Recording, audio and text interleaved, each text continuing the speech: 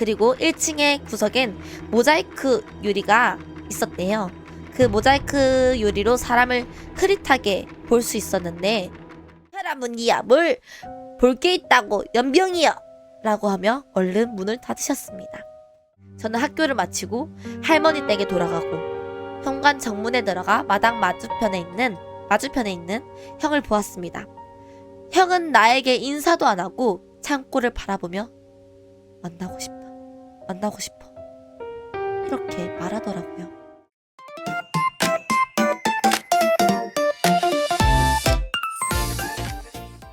홍신밥에 무서운 게 딱 싫어. 미리 말씀드리지만 이 이야기는 영적인 능력이 있는 사람도 아니고 매우 평범한 성인의 이야기입니다.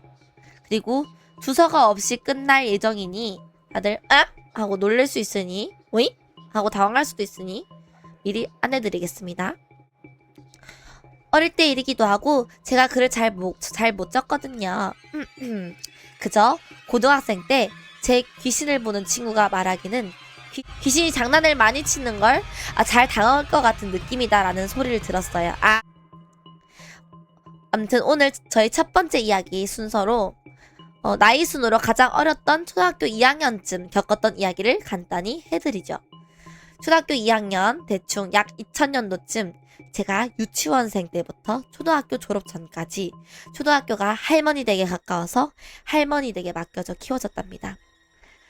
할머니 댁 구조를 먼저 설명한다면은 3층짜리 맨션 같은 주택에 방이 여러 개 있고 그 맨 위에 층에 가장 넓은 방을 할머니 집으로 쓰시고 나머지 1, 2층에 방이 7개 정도 있으며 거기에 사람들이 월세를 받으면서 생계를 이어가는 그런 구조였습니다.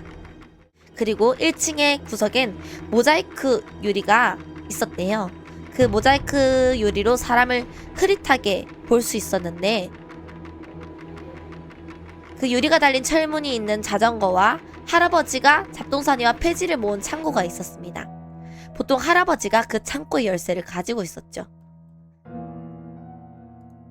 참고 이미지입니다. 이런 식으로 모자이크 유리가 있는 문이었대요. 저는 1층 마당에서 앞에는 창고문, 뒤에는 현관 정문이 있는 사이 마당에서 자주 동네 대학생 형이랑 놀았습니다. 그 형이 어릴 때 우리 할아버지에게 빚진 게 많다고 말했던 게 기억이 납니다. 자주 놀았던 건 그림 그리기와 무궁화 꽃이 피었습니다 였습니다. 당시 많이 놀던 공기놀이 같은 것도 하고 나름 건전하게 놀이를 했던 기억이 있습니다. 어느 날 평소처럼 그 형이랑 놀던 저는 할아버지가 평소처럼 폐지를 다 줍고 수레를 마당 구석에 세워두고 종이랑 잡동사니를 다 창고에 넣는 걸 우리는 구경했죠. 그때 할아버지가 주워온 잡동사니에는 요즘은 잘 안 보이는 여성 화보가 적나라하게 찍힌 달력을 어디서 가져와서 창고 벽에 걸어둔 것입니다. 나와 형은 특히 형은 매우 그 여성 사진에 관심을 가지고 좀 구경하려고 했더니 할아버지가 저리 비켜라 문기야 뭘 볼 게 있다고 연병이여 라고 하며 얼른 문을 닫으셨습니다. 그때 여자의 관심이 많던 그 형에게 아마 그 당시 젊은 분들은 그런 달력 화보도 더 보고 싶어 하던 시절이 있었죠. 아쉽게도 문은 닫히고 하필 감질맛 나게 할아버지가 달력을 걸어둔 위치가 모자이크 유리 철문으로 흐릿하게 보이는 정면벽에 걸어둔 것입니다. 그래서 실루엣으로만 살짝 보였죠. 어떻게 보였냐면요. 이렇게 그 여성 화보가 이런 식으로 모자이크 유리로 보였대요.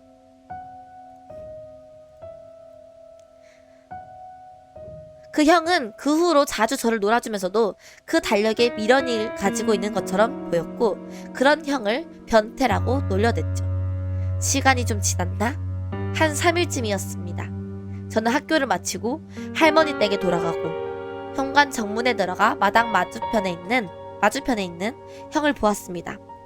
형은 나에게 인사도 안 하고 창고를 바라보며 만나고 싶어 이렇게 말하더라고요. 저는 그런 형을 보고 그 정도인가? 이해를 못하며 그 형이 계속 보던 그 창고를 같이 보고 깜짝 놀랐습니다. 뭐랄까? 흐릿한 실루엣이 뭔가가 좀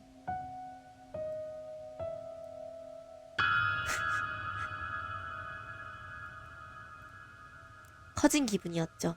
당시에는 착각할 정도로. 저는 이상하다 정도로 생각하며 형에게 빨리 놀자고 재촉했고 형은 이내 그래 같은 떨림, 갈등 같은 목소리로 저와 다시 놀아주었답니다.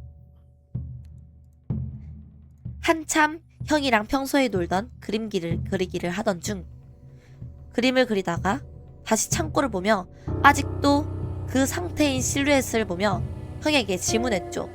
형, 그때 저 여자 실루엣이 전보다 커진 것 같지 않아? 라고 하니 그 형은 나보고 겁주지 말라면서 어린애가 형에게 장난을 친다고 하며 마치 나만 그리 느낀 듯 웃더라고요. 그러면서 그 형은 다시 저와 거의 동시에 다시 그 모자이크 창문을 보았을 땐 이번엔 그 형도 이상한데? 라는 표정을 짓기 시작했습니다. 물론 슬슬 많이 이상함에 떨리기 시작했습니다.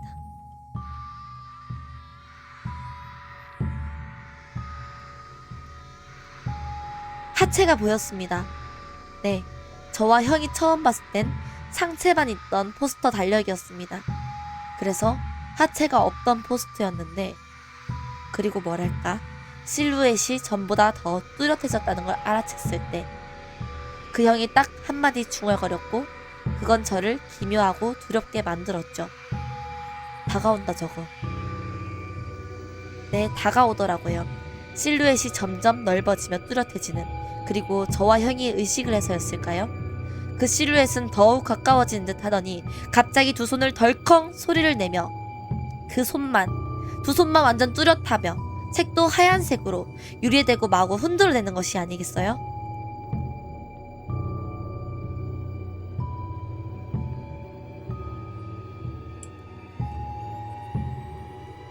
아이고.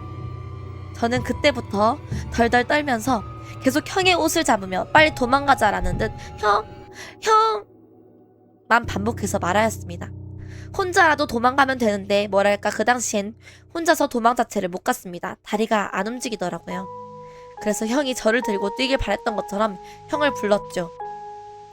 형이 미동도 없길래 나는 반 억지로 계속 그 자리에서 덜컹거리는 소리와 실루엣 그리고 형만 반복해서 부르다 문득 드는 생각이 그 실루엣이 손바닥으로 유리를 치는 게 아닌 손등으로 치는 소리를 내고 있었습니다. 그걸 이상함으로 느낀 저는 형을 더 빨리 부르면서 나가자고 하는데 형은 갑자기 저를 무표정으로 보더니 저를 보고 고개를 저으며 제 귀에 속삭이듯이 한마디 했습니다. 나는 꺼내주고 가야지. 꺼내줘. 어서 꺼내달라고. 라는 여자 목소리로 말하는 게 제 마지막 기억이었습니다. 그 후 제가 기절했는지 눈 뜨니 저는 할머니 무릎에서 부채질 당하고 있었고요. 눈 뜨자마자 할머니에게 본 걸 말하려고 하니 형에게 다 들었다고 말하지 말고 잊어라 라고 하시며 다른 생각을 하게 만들려는 듯 뽀로로나 TV를 틀어주며 저를 딴 생각으로 돌려버리려고 하셨습니다. 저는 그 후 진짜 어찌 된 건지 성인이 될 때까지 몰랐습니다. 저에게 있어 기억이 그게 마지막이었어요. 후에 제가 성인이 되고 간만에 그 형이랑 만났어요. 그땐 애도 낳고 잘 살고 계시더라고요. 그래서 간만에 만나서 이런저런 이야기를 하다 그 형이 먼저 창고에 있던 귀신 이야기를 꺼내더라고요. 그리고 그 형이 딱 한마디 저한테 하더라고요. 그때 저 기절하고 저를 안고 할아버지에게 가서 데려다주고 할아버지에게 설명한 형은 같이 창고문 안을 열고 확인했더니 할아버지가 귀신이 어딨냐고 막 형에게 화를 냈대요. 하지만 그 형은 더욱 무서웠다고 해요. 형이 이렇게 말했어요. 할아버지랑 들어갔을 때 보니까 포스터 달력에 해변 그림만 있고 여자 모델 안 보이더라. 우리 분명히 봤잖아 처음에.